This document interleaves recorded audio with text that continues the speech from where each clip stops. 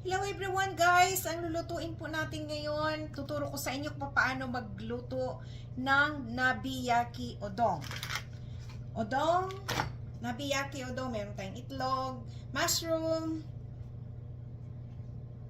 onion, like spring onion, carrots, and chicken breast, and Chinese cabbage, and odong. Ngayon, ang unang gagawin natin, gamit ang Honchoyu, Kikkoman Honchoyu Japanese, ha. Ang unang gagawin natin is, pakuluin natin muna na yung tubig is 2 cup and 150 cc. 2 cups and 150 cc and 1/4 cup ng tsuyu dashi. Dalawa nito.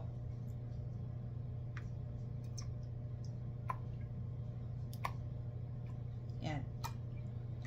Medyo matapang siya, pero gusto ko kasi yung medyo ma-strong yung ano niya, ma-strong yung ano niya, dashi niya. Yan. Yan. Habang kumukulo ng konti, mag-prepare tayo ng itong ating gulay. Okay? So, hiwain natin. Ang mushroom paghiwa, linisin, hugasan nyo na guys, ha? Is ganyan lang. Ganyan lang.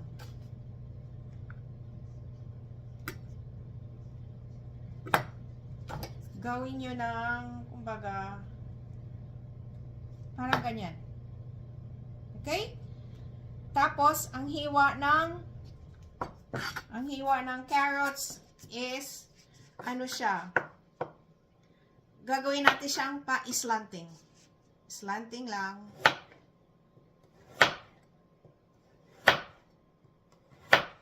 Ayan. Slanting lang siya. And, itong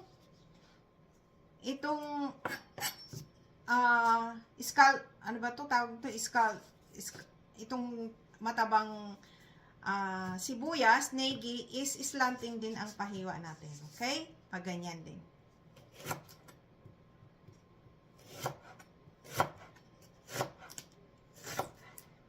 Guys, tandaan nyo, lahat ito lutong bahay, ha? Ganyan. Ganyan lang siya. And, ang ating Chinese cabbage is ganyan lang, pahaba. Bahala na kayo. Basta, ang ginagawa ko kasi malaki. Yan, pahaba. Kasi nabiyaki udong. Sa Japan kasi ang ginagawa ko ganyan lang ang hiwa niya. Kasi liliit din naman yan siya guys eh. And, ang ating kamaboko fish cake. Ganyan lang siya. Hiwa. Okay? Pag ganito ang hiwa. So, andyan na lahat. Tapos yung chicken naman, kasi ako lang naman nag-iisa guys. Ang chicken naman, ang hiwa sa chicken, islanting ninyo guys ha. Islanting yung pag ganyan. Ganyan. Para madali siyang maluto, manipis.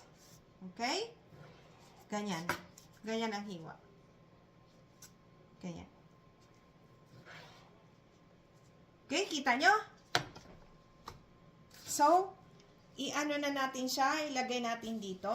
Ang una nyong ilagay is yung odong. Okay? Yan, una nyong ilagay guys is yung odong, ha? Yan. And, yung mga gulay dito sa gilid, i-arrange nyo na lang pag ganyan.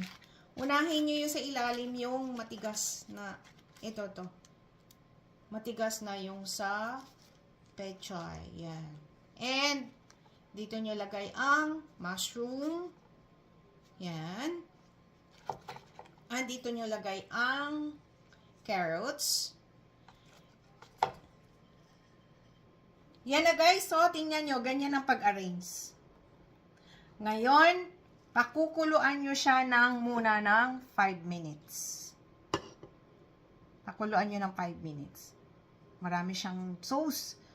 Marami talaga siyang sauce para yung gulay, yung ano niya, yung lasa niya mag-absorb dun sa gulay. 5 minutes pakukuluan niyo ulit, tapos buksan niyo, i-arrange niyo ulit, pwede niyong dagdagan ng gulay. So, balikan ko kayo.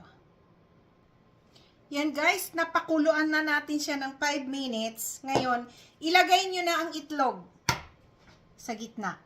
Okay? Lagay niyo ang itlog sa gitna. And, lagyan niyo siya ng spring onion dito sa gilid. Yan. And, pakukuluan nyo uli ng 15 minutes para maluto lahat. Okay? Balikan ko kayo. Guys, ito na siya. Napakuluan ko na siya ng 15 minutes. Ayan na siya. Kulong-kulo na. So, habang kumukulo yan, guys, yan na siya. Ayan na siya. Tikman nyo muna yung sabaw.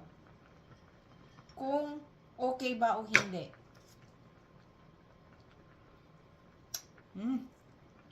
Ang sarap. So, pag kumain kayo, ang unahin ninyo is yung udong. Yan, nasa ilalim yung udong. Nasa ilalim yung udong, guys. Ha? And, lagyan nyo siya ng sabaw.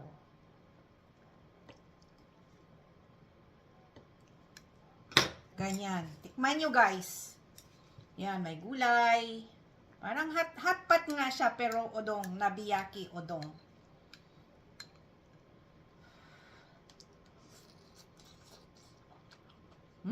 Sarap. Sarap, guys. Tamang-tama sa winter kasi iinit ang katawan mo rito eh.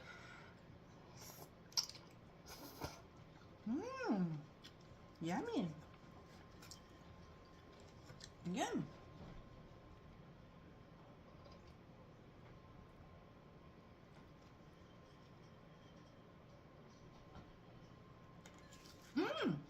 Okay guys, thank you for watching. Please subscribe, like, and share. And i-click nyo na rin notification bell para palagi kayong updated sa aking mga bagong video.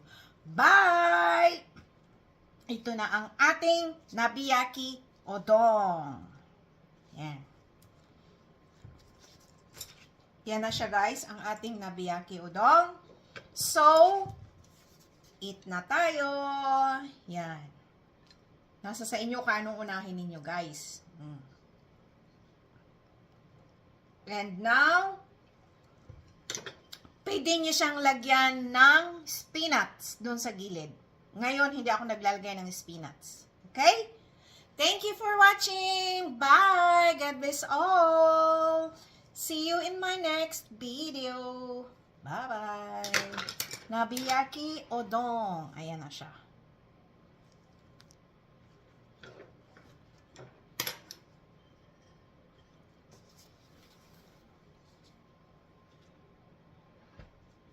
Ayan.